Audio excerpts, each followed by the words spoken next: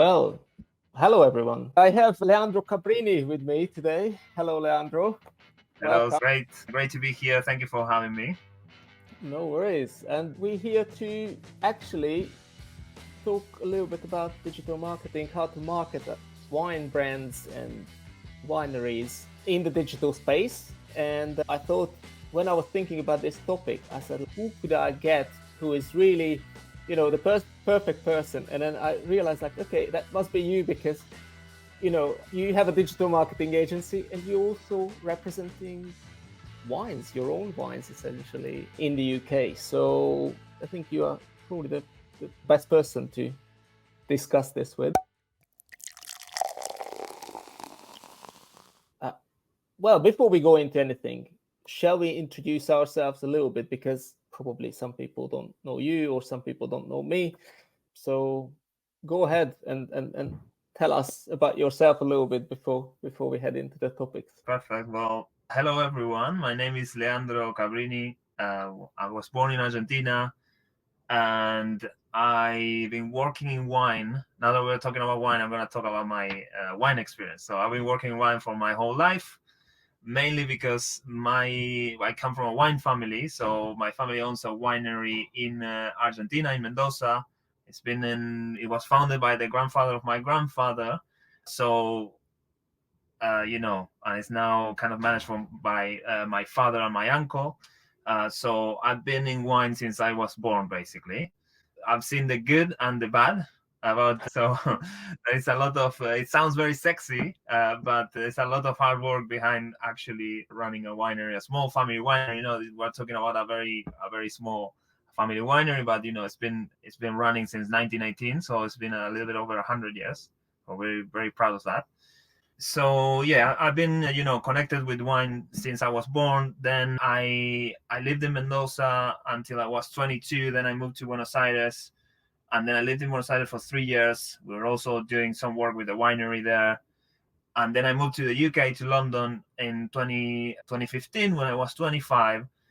And when I came to the UK, obviously I didn't know anyone. I'd never been in Europe before. So I kind of said okay, what can I do? The only thing I know is wine. So let's go and work in a wine bar. So I started working in a wine bar. Then I worked for a wine importer. And then at the same time, I was also doing some events for different wineries, some from Argentina, some from other countries. And then events in terms of I was a brand ambassador for them. And then I also founded my agency, which started as a wine specialist social media agency at the beginning. That was 2017. That's Brisk, right? That's Brisk, yeah. It was called Wildest Media before, because we were only working with wine brands, but then we started expanding to other industries. So we rebranded, but we've been always connected with wine. We still work with lots of wine companies. And so, yeah, I've been in all sides of wine marketing, from the producer side, on the wine bar, retail side. I've been working with an importer too. And I've been on the marketing, digital marketing agency kind of side. So I've seen a little bit of everything. Yes. The agency was running in 2017, and I've been running it for 7 years. So we've been working, with that for 7 years now. And recently, my last kind of, wine experience, let's say, is that I started importing my family's wine to the UK last year.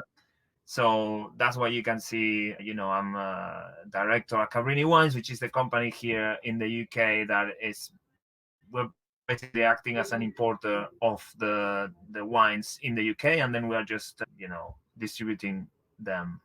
Yeah. So that's who I am. That's your story in a brief. Yes. Yeah. It's very funny because in many ways we have a very similar story. So I'm an immigrant myself as well. I moved to the UK when I was 25 as well. And we pretty much doing the same thing. Or not the same thing, but similar things. And we both were involved or are involved in wine import, digital marketing, and working with wineries and representing them. And as we discussed before, we both have daughters. We both live in West London. We both have dogs as well. So it's we could be twins. There we go. We're brothers. Yes. But anyway, shall we talk about the sort of because you are very much focused on social media, especially in the beginning, in terms of wine brands, what are the do's and don'ts on social media? What you see are trends, and how would you approach the social media part of wine to start with, let's say? I think that the main thing that I always ask, when people come to us and say, like, look, we want to, because everyone now, when I started the agency, no one really kind of cared about social media, or like they were kind of, the wine industry has always been very old school and a very, like not really caring too much about these digital things and like posting, because, some people think that it's just about posting pretty pictures on Instagram, Yeah. But I think the main question that we always ask is, what do you actually want to get out of this? You need to, I think brands, this is one of the do's, let's say. You need to really know what you want to achieve with your social media presence. Why are you doing it? Like, why are you really, do you want to be there just because everyone else is doing it and you think you are missing out? Or you want to be there because you have a clear plan and this is how we're going to do it, and this, like, you need to understand what can be done with social media and what can't. If you're looking, for quick sales and driving more, online sales or whatever in the next couple of weeks, and you start posting on Instagram, it's just not going to happen. So it's a lot. I think the main thing that the brands, any brand, but obviously wine brands, now we're talking about wine brands, need to know is, what do you actually want to get from this? And then once you know that, we can discuss how do we get there and what tools do we use, and what platforms, and we're talking about social media now, so it depends a lot on your skill set too, your budget, where are you based, what are your objectives. Some brands, if you have a new brand and your objective is to just open some new accounts and like try to sell wine to to retailers, or you want to sell online, or you want to do a little bit of both, or you're an established brand and you already have like importers in like 30 different countries, that the strategy and what we'll do is completely different to what we'll do for a new brand. Exactly. And in terms of don'ts, my number one thing which I always say to clients or anyone who asks me, what you don't do on social media is go in and start selling immediately. I mean, for me, it's never been a sales tool. It's more of a brand awareness tool. People argue whether we can sell or can't sell on social, but I think in many cases, I think we can sell on social media, but it's a subtle way of doing it, and it's obviously it has to be part of a bigger strategy. Would you agree with that? Yeah, definitely, I agree. In terms of organic, if we're talking about organic social, then yes, because you can't always be pushing product and trying to sell on every post, like trying to just push sales all the time. I think there is a specific place to do that, which is with paid ads, like with social media advertising. That's another story.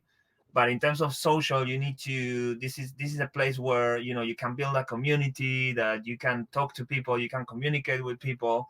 And the problem that I see sometimes is that people or brands, they are too impatient. And look, I've been there. Sometimes you just need to sell stuff, and that's how you, that's how you survive, because this is something no one wants to talk about, but actually businesses need to make money to survive and to thrive, So we are talking about something that the end goal needs to be that. Now the question is how you get there.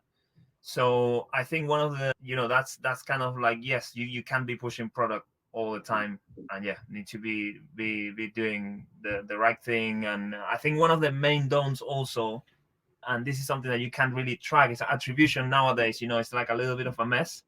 So even if you were generating sales, like someone, you sold something through using an email marketing, for example, but you were the person that purchased was following you, for like 3 months on social, and they were engaging with your posts, and they were like commenting on your posts, and like posting about your wine.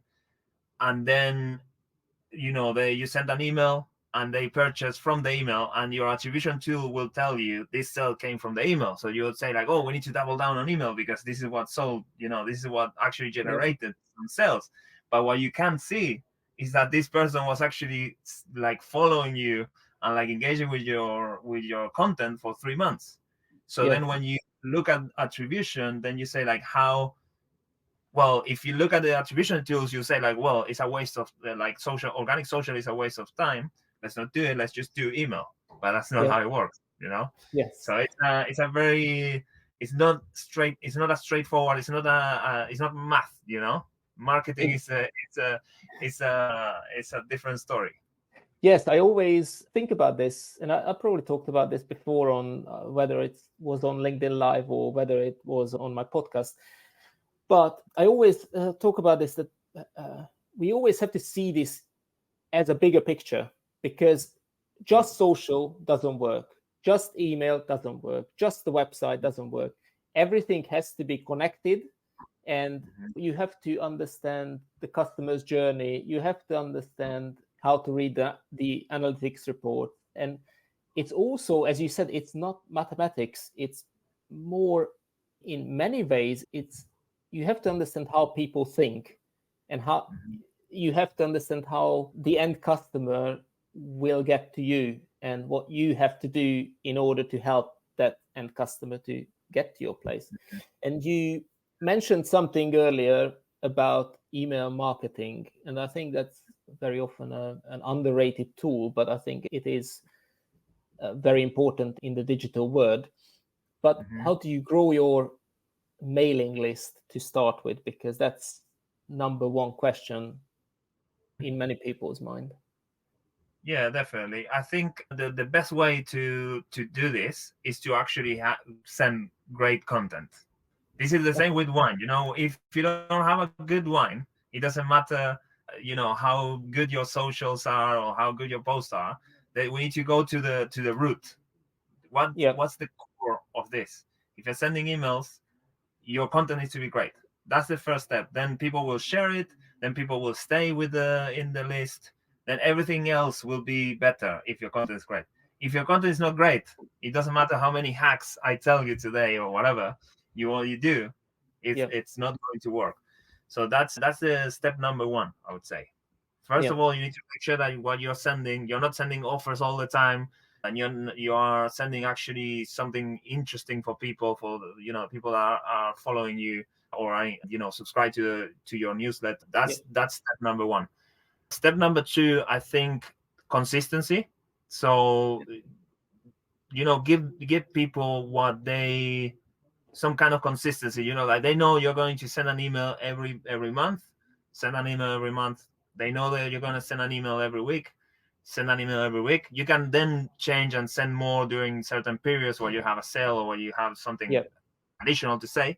But I think you need to have a baseline where you say, like, at least I'm going to send this at least X amount of times per month. So consistency, it's definitely very important. And then I think in terms of actually growing your mailing list, or how do you get more subscribers, I think it's very important to mention it on your content when you're posting on social, when you're posting on different channels that you are utilizing. Mention it when you're sending wine to customers. If you're selling direct to consumer or anything like that, make sure that you have a brochure or something, some kind of like a postcard or something that mentions sign up for this. You can also have discounts and like kind of some kind of, you need to basically give them lead magnets. So something why they sign up for, right? Exactly. There needs to be a reason why. But again, if you already have great content, this is why I said, like, number one thing is you need to actually send something that they want to read, And then obviously, you can do discounts. You can even give them a certain, it doesn't need to be a discount, but maybe like a free wine on your next order, or some kind of benefit for them to have. Yeah, exactly. I mean, it's a very tricky game. And one of my clients is actually sending emails every day. I think it's way too much. I think it's way too much personally. And I can't talk them out of it. It's a very tricky balance, because it's also depends on who is the client or how is your audience is set up. Because, for example, this particular client sends email daily and always some sort of a discount. And it almost feels like we're always in a discount mode. And then suddenly stop giving them discounts. And then suddenly everything drops because your whole mailing list is sort of set up for a discount focus. And then suddenly you end up scrapping the discounts and you expecting them to react the same way. It's obviously not going to happen, is it? What do you think in terms of frequency? Is it, obviously, I think there's no argument. I don't like the fact that we want to send emails daily, but what would you say is the good frequency for a, like Cabrini Wines, a small family winery? What would be your sort of take on that? For a small family winery, I would say like once a month. I would say something, because you probably don't have that much stuff going on, as a small family winery. Now we work with some brands that we're sending emails weekly, for example, but they actually have a lot more stuff going on in terms of like events, and they are doing this and that, and obviously there's always something happening, and it's not about discounting or sales. It's more about like telling people what they are doing. And then again, like you could do more than that. Once a day, it's too much, 100%. But like I think we go back to kind of what I was saying before. Is like you need to, like, the content needs to be good, and you need to have something to say. So it depends on. I would reframe the question and say not how many, what's the optimal sending. The frequency. Not what's the optimal frequency. It's not about a number that's a blanket number for everyone. It's more about like a specific situation and the specific company and brand, how much they have going on, and then you could set more or less depending on that. So basically every client is different, isn't it? I mean, some clients have a lot going on and a lot of content which they can produce, and the quality is good, then they obviously can send a lot more. If the client doesn't really have a ton of news to share, a ton of additional value to give, then it's probably too many. But the aim with the emails obviously is you want to get them on your website, which is your sort of checkout place. And that's my next question really, is why do you need a good website? Maybe I should reframe the question and say, what is a good website? What a good website needs to do in digital marketing? Yeah, definitely. I mean, here it also depends on what your objective is, and I think this is taking me also back to kind of like do's and don'ts. But instead of being do's and don'ts for social media, I would say do's and don'ts of digital marketing or marketing in general. Is that you need to know, again, like what you want to achieve, and like in the long run, not in the next couple of weeks, not in the next month. I'm talking about what do you want to do in the next year, 2 years, 5 years? What is your 5-year plan? Because again, like if you have someone sending emails all the time with discounts, then that's a short-term kind of decision that will affect you in the future. So you need to think about, the long term. Am I doing this to get some quick money now so I can pay some bills, and then what's going to happen later, So that's the same for the website. Like going back to the website now, I think brands need to understand exactly what they want to do and not just try to do everything. And just say like, look, some brands are going to be interested in selling online and generating some, sales to the end consumer, like a direct to consumer operation that has its, it's quite difficult to do, if especially here in the UK, it's very expensive in terms of shipping costs, and margins are very low unless you have a massive volume. So you need to understand exactly, okay, what is my strategy? Do I want to grow my DTC offering, or do I want to sell to the trade and then that's it? So then that's the question, like what is a good website? It will depend. If you're trying to sell online, I would recommend using something like Shopify for sure. It's like the best, probably easiest to work with. You don't need a developer to do that. You don't need to spend a lot of money doing it. Obviously, you can also customize it, and then depending on your volumes and like how much you're selling, you can get a little more. You can a little bit more premium, a little bit more different things that you can add. But for a simple website, Shopify, simple or complex, Shopify would be my preferred, choice for an online store. And then if you want to sell to the trade, for example, you don't need a super complex website. You don't need to add too much information about everything. And you can just do, kind of like a Squarespace site or something like that. You don't need to spend 10K or 20K on a website to start with. You can actually build it yourself if you spend some time, and if you have a little bit of a good eye for detail, you could technically start like that. So it's about like I would think about who your target audience is. So if your target audience are direct consumers, then you need to give information that is more interesting for consumers. If your target audience is the trade, then maybe your messaging will be a little bit different on the website. I always look at this from an angle where if I just want to try to give somebody a generic answer about this or similar questions, for me, a website, the idea is that the website doesn't have to sing and dance. I think the website has to be easily understandable. It has to be landing people where they have to land. So if you're trying to sell wine, you don't want to, disturb the customer with lots of additional information about other things, what you're trying to do.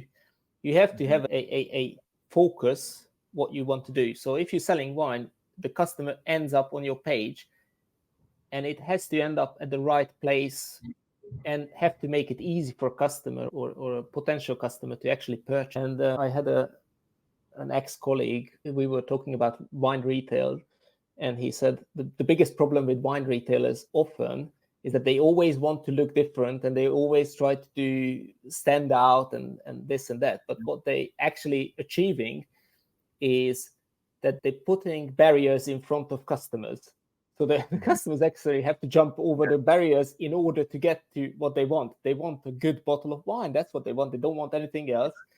Yeah. And I think if we get rid of the barriers and just make it easy for customers to do what they want, that's the aim. Everything else is secondary on the website, in my view, at least. Yeah, definitely. I think it depends again on if you're having like an online store or it's more like a shop window kind of website. But definitely, I think sometimes wine brands do this and marketers do this too. Like some ads are created for marketers more than for the actual consumer. And the same with wines. Sometimes wines are created for, or like are marketed like everyone knows what we're talking about, and 90% of the people that are probably going to be buying your wine don't know anything about wine. So why are we talking about technicalities and things like that when people have no clue about what we're talking about? Exactly. But this is everywhere. It's not just the wine industry, and it's about thinking about how your customer is going to buy the wine, instead of doing whatever you think you should be doing because you like it that way, and because you think you should be talking about everything you do in the vineyard and everything you do this and that. And then sometimes you just need to tell them, this is the wine, this is the price, this is how it tastes, and you can pair it with this. That's it. Yes, I think, keep it simple. And that's often the case. And you probably know it better because you deal with not just wine brands, but other brands as well. But definitely in the wine industry, it's often the case that you actually end up, talking too much about the soil types and this and that. And people don't understand what's the difference between chalky soil and sandy soil. And they probably don't even care, to be honest. At the end, they care about the price, the quality of the wine, and the experience, what they're having while they go on the website and shop, for example, those wines. Because if you end up on the website and every second time some offer pops up, or sign up for my newsletter, or this and that, and then like after the third one, when you're knocking them off all the time, you get pissed off, and you're just going to say, okay, you know what, I'm going somewhere else and buy somewhere else. So I think, and that's probably one of the key things for website. In terms of website, you mentioned something before when we were talking about this, that you're not really an SEO person. And I have to admit, I'm not an SEO person either. But shall we talk a little bit about the basics of SEO? Because people think it's an overly complicated thing. But again, that in many ways, I think it goes back to the same sort of idea that we have to keep it simple. And in many ways, I think the basics of SEO is very much about how quick your website, how easy to get to it, how easy to find things on it. So what do you say about SEO if a client asks you? If a client asks me, I will refer them to someone else. But if you ask me, I can tell you what I think about SEO and how it affects, our performance when we do, we have a client that we are doing paid social for. It's not a wine client, but it's kind of like it's relevant. The conversation is relevant. And this client has a very strong SEO. They have a freelancer kind of like taking care of that like basically on a rolling basis. So they are always doing some things here and there. And the way it helps us in terms of helps the business, in general, not us as an agency, like our client as a business, is because when we are, advertising, we're actually paying to acquire those customers.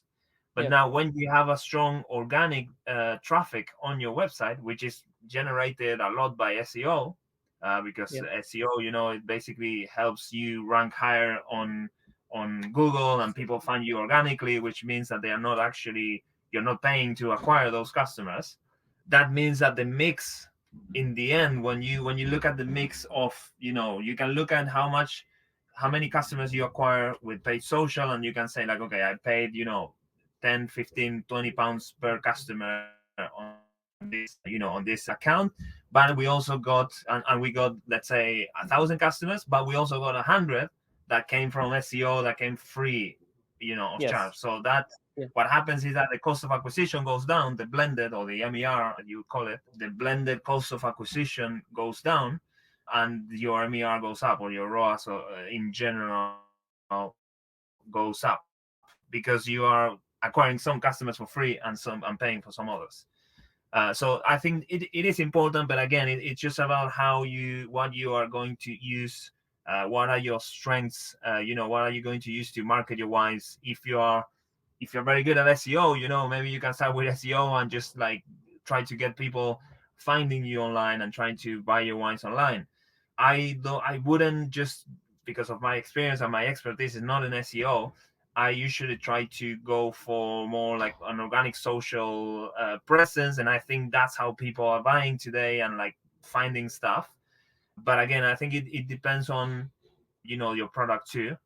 If you're having like a high-end fine wine that you're selling, you probably, no one is kind of like, or less people are buying via SEO. They're not going to find your wine by looking for fine wine. When you look for fine wine, it's probably someone that that you have seen or you have tasted before. So the journey to get to you is completely different. Now, if you're searching for red wine for a party, and you have like an entry-level wine that is kind of like, like £8 or whatever, well, maybe SEO is going to be a lot more important for you, in my opinion. And also, just to actually go on the other side, because you mentioned that if you're selling fine wine, SEO is probably not going to be that important in terms of what the customer journey starts with. And also, if you're starting to sell, let's say, some quirky wines, wine in cans or anything, there is another theory that search is changing generally. So because the younger audience is searching more on social platforms like TikTok, and it's more, it's not necessarily people like to know the brand first, and they trust the brand, and then they actually buy the flow. I think it's probably, I don't like to say this, but I often say this, it's probably getting a little bit more irrelevant nowadays for certain brands.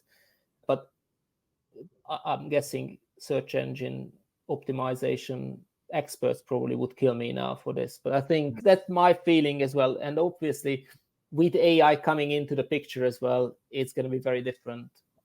Yeah, I mean, look, I've spoken to people that are actually making a lot of money with SEO, organic traffic, and these are kind of like more old school sites that it was a pet brand actually, not wine again, but like it was a pet, and they were making around, I think they were selling around 400K a year or something like that online, all organic. So this is kind of like, free traffic coming to your site and buying without really doing anything. We're not actually spending any money on ads. Obviously, they were probably paying, someone to do the SEO for them. The thing is, like, how do you scale that, and like, how do you get that the same return? So that's not scalable in the same way that paid social is scalable, for example. So then you need to, that's why it's important to have a mix of things. And look, in an ideal world, you should be doing everything. You should be doing SEO, you should be doing Google ads, you should be doing paid social, you should be doing email marketing, you should be doing social media, you should be doing everything, organic social, everything. But obviously resources are limited, so that's where companies need to understand. That's why companies need to understand exactly, what they want to do, and also, what they actually can afford to do. Not only in terms of budget, but also in terms of time. Like, do you have people on your team to actually do this, or you need to hire an agency? If you need to hire an agency, do you actually have the money to pay an agency? Or do you need to start with just do organic social, do it really well, and, or just don't do anything and just go to face-to-face and meet people face-to-face old school way, and you'll sell wine too, So it's not, there's not like a silver bullet that everyone, there's no advice applied for everyone. I was hoping that you're going to give me the silver bullet now, because then I can go to all my clients and say, this is what you have to do. But unfortunately, you don't have it either. Okay. One thing I wanted to go back to very briefly, you mentioned time. And again, this is something what people don't understand. Sometimes wine companies and wine brands see this social media and generally digital marketing, but more social media, I think, and SEO as well. How much time it actually takes to create all that content, how much time you have to work on it, because people often see that, okay, I have an employee who, they don't have to do the wine delivery today, so he can actually sit in and do the social media. And I think that's often the case in wine world, but and I think that's very underestimated as well. And that's what I try to explain to people very often, that SEO, social media, whatever you do, is time consuming, and time is money, regardless whether you letting the delivery driver do the social media, or the wine salesperson to do the SEO. I'm not saying it's not possible, but it's probably not as proactive approach. I don't know. I mean, I've seen that obviously since forever, since I started the agency and before. I just give it to the intern, that's it. And the thing here is, I think that's also kind of like a do's and don'ts that I would going back to do's and don'ts of social media. I would say, if you're not going to do it properly, you should be doing the bare minimum. So don't go in the middle. Don't go and say like, oh, well, we're going to hire an agency, but we don't want to pay them too much, so we're going to do only like a few posts, and we're just going to be posting nice pictures on Instagram. That's not going to work. It's better if you just say like, well, we're just going to do it ourselves, and we'll, whatever, like, just spend the bare minimum time on it, or go and do it properly. If you want to do it properly. If not, it's better to just not spend any money or time on it. But also, if you're not going to do it properly, don't expect the results that you get from a proper social strategy.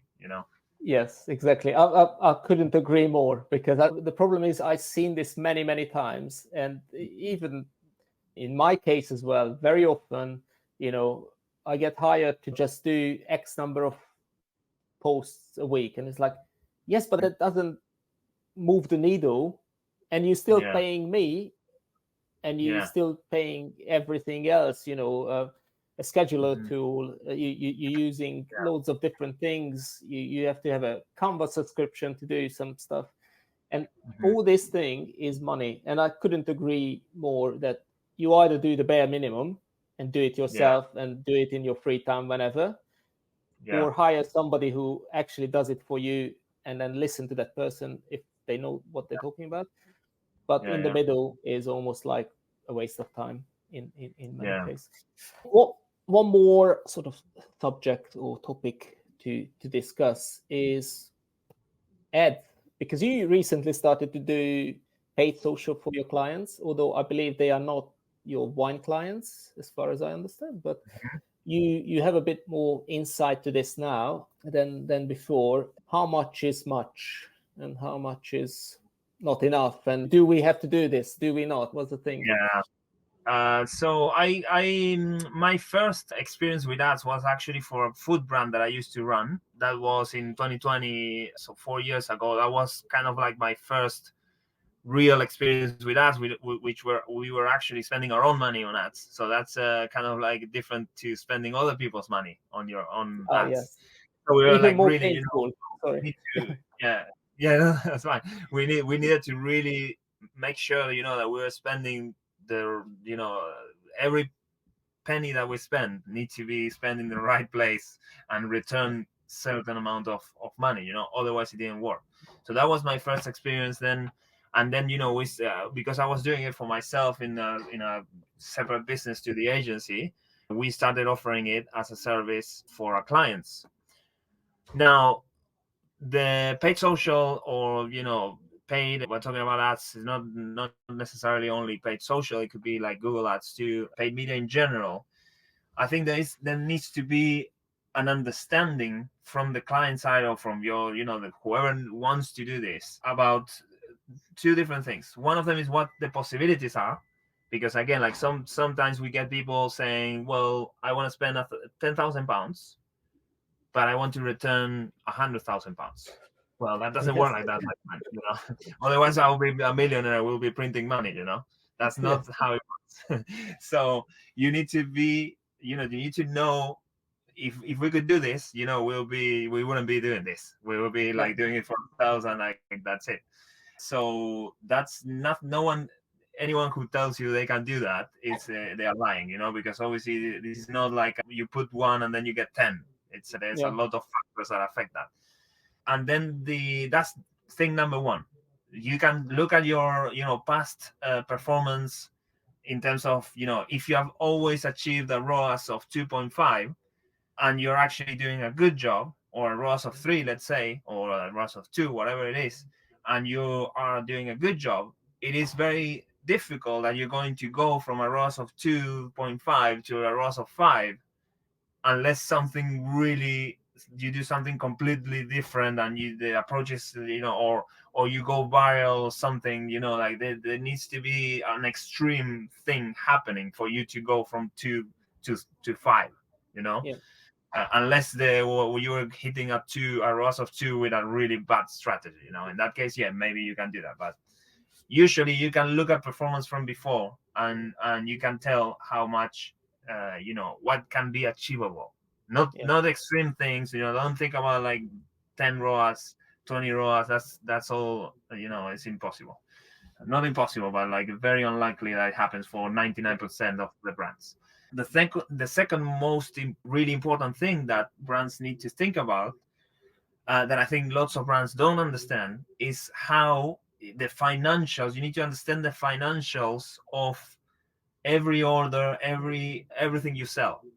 So if you need to understand your average order value, you need to understand your margins. So you need to have a very, very clear understanding of how much money are you actually making every time you sell something, because this is something that lots of founders have no idea about, or lots of brands don't know about.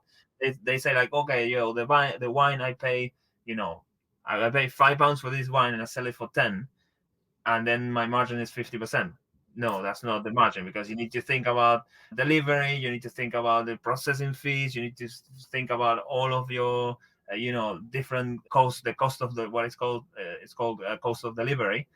So your margin ends up being 8%. And then you say like, okay, £1. If your margin is £1, then that means that you need to spend, if you spend £3 to acquire a customer, then you lost money. So, and then some people are like, no, but like if I acquire a customer, then I have like, the lifetime value of this customer is 3 orders, so it doesn't matter if I lose money first, I can still get it back in 3 orders because they're going to buy more because we're going to acquire. But then sometimes that doesn't happen, or even if it happens, then you have a cash flow issue, and then wine companies are very bad at cash flow. So then you need to start thinking about cash flow. That there's a lot of things, and we are not even talking about marketing yet.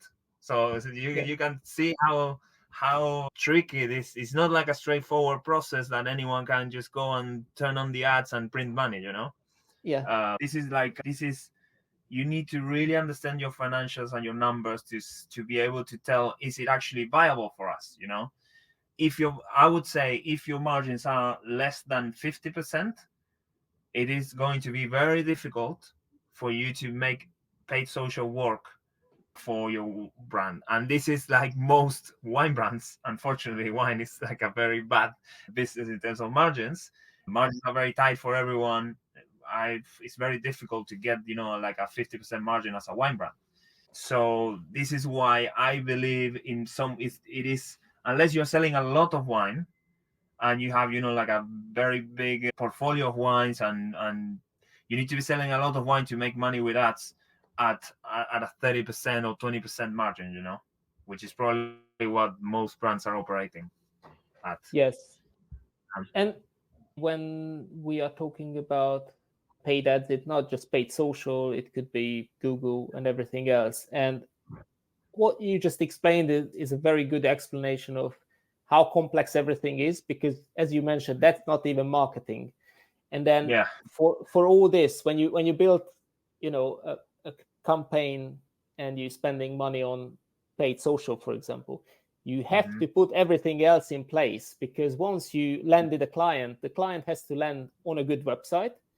You have to be able to hopefully sign that client up for your mailing list, so you can retarget your client or your customer with a second offer. So that's where mailing lists are even more complicated, because you have to have good flows. So when somebody lands on your emails, then you have to send them offers, you have to have lead magnets in place and everything else around it. So it's a very, very complex and big task. One thing we discussed a couple of weeks ago with another marketer, about influencer marketing. And obviously, I don't want to go too deep into this, but in terms of ads and influencer marketing, again, two different things. But if wine brand only has a certain amount of money, which way would you go? Would you go more into influencer marketing and pay for that? Or would you go more into paid ads and sort of see the analytics a bit more clearer, probably? I would definitely, if I had to choose between one and another, I would go for influencer marketing. But again, it just depends on if your objective is to, generate sales online, and maybe it's better to go for paid social if you had to choose. Obviously it would be great to do both. Again, like you should be doing everything if you can, but not everyone can. So I would go for influencer marketing. But again, like here, what I would say is, again, brands need to know exactly what they want to get out of it. Do you want to why are you working with influencers? That's the question I always ask. Do you want to work with influencers because you need more content? Because maybe you need more content, and then it's just about like getting free content, or like just send them some samples, and then they will create some content for you for free, which is achievable. We've done it many times. Or you want to do like a campaign with like a single influencer for a long time, or you want to increase sales, or why are you, or you want to tap into their audience because they are part of a community that you want to be a part of, or whatever. So there are many objectives and things you can achieve with this. Now the question is which one it is. And then once you know what you want to achieve, then you say, okay, this is the type of influencer. We talk about influencers, but it could be like a smaller kind of content creator. If you need content, then you don't need to go for an influencer with 50K, 100K followers. You can work with someone with 300 followers that creates great content, and that's it. So I would definitely probably do that if I had to choose for a wine brand. Yeah, exactly. I think it's as we discussed and as you explained it quite well, it's a very complicated subject generally. And I think it's a very underestimated subject as well, in terms of how complicated it is, how much time it takes to actually create all this. Not just, we're not talking about a good looking reel on Instagram. We're talking about a lot more, which works around everything else. But hopefully some people get some value out of it. The call to action here is to drop us a message or just comment on the post itself. And I'm sure either Leandro or myself will get back to you with some hopefully useful answers. But yeah, mate, thank you very much for joining me today. I think you dropped a lot of important bombs down there, and hopefully we didn't confuse people more, and we cleared out some. Hopefully not. Good stuff. Thank you so much for having me, mate. And well, hopefully, we had some useful information for people out there. Yeah, exactly. And guys, please reach out to us. We both very happy to help. We both social media people as well, but social people on the first place. So anyway, guys, I hope to see you all on the next one. See you guys later. You. Bye. Bye.